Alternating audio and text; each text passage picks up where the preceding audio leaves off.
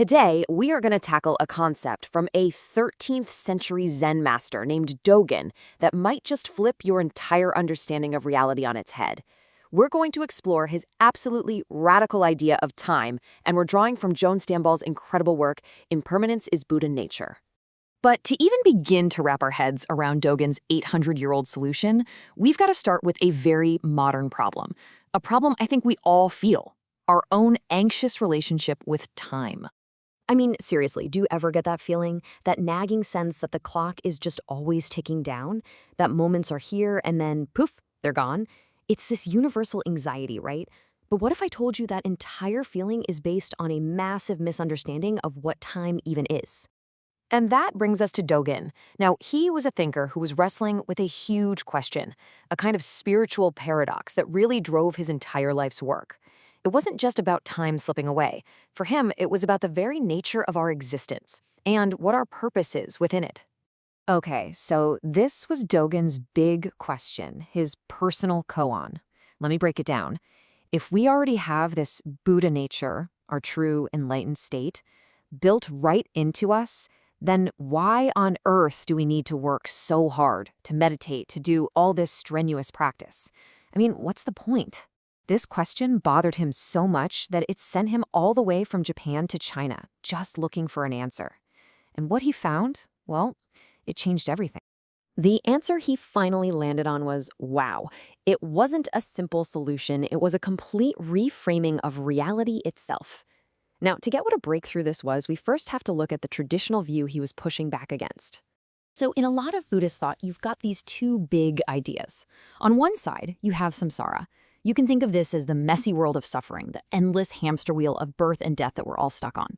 And on the other side, you've got nirvana, the escape, right? The liberation, that blissful state beyond all the suffering.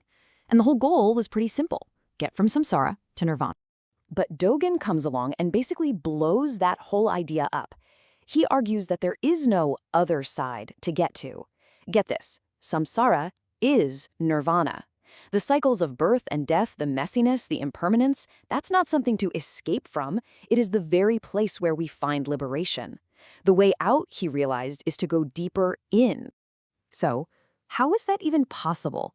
How can the world of suffering also be the world of liberation? For Dogen, the answer required him to just completely demolish our ordinary idea of time. He introduces this incredible concept called uji, which we can translate as being time. And he says, look, we've got it all wrong. We think of time like a river that we're standing in, just watching it flow past us.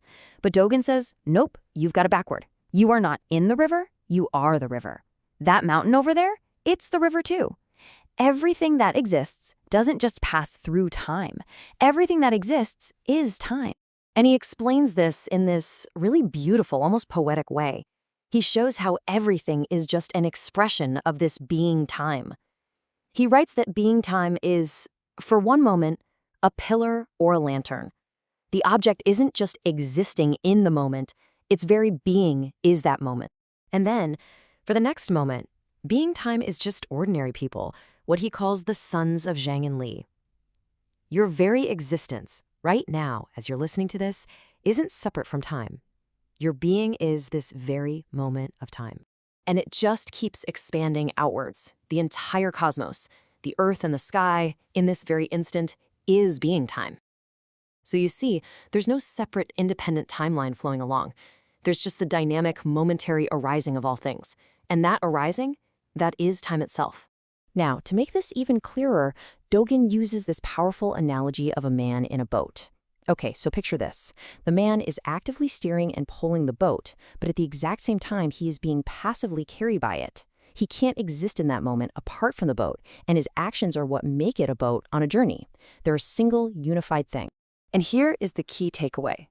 In that moment, the man, the boat, the water, the sky, they all become what Dogen calls the world of the boat. It's a total situation. The self and the world are not two separate things that are interacting. No, they arise together as one single dynamic reality. And that reality is being time. So you might be thinking, okay, this is a really cool, heady, philosophical idea, but what do I do with it? Well, for Dogen, this isn't just a mind game. Understanding being time is the foundation of a truly transformative spiritual practice. It changes how you live in every single moment. And he lays out this really elegant path. It goes something like this. Step 1, you start by studying the self, that feeling of being a separate I that's watching time go by. But step 2, the whole point of studying yourself is actually to forget yourself, to let go of that fixed idea of who you are.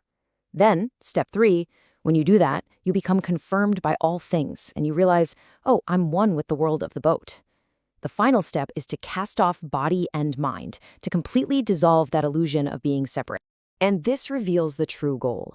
It's not about achieving enlightenment like it's some kind of trophy you can put on your shelf. It's about becoming so totally identified with the absolute now of being time that the separate little self who is trying to get enlightened just vanishes. You don't get enlightenment, you are the enlightened, moment-to-moment reality of the world.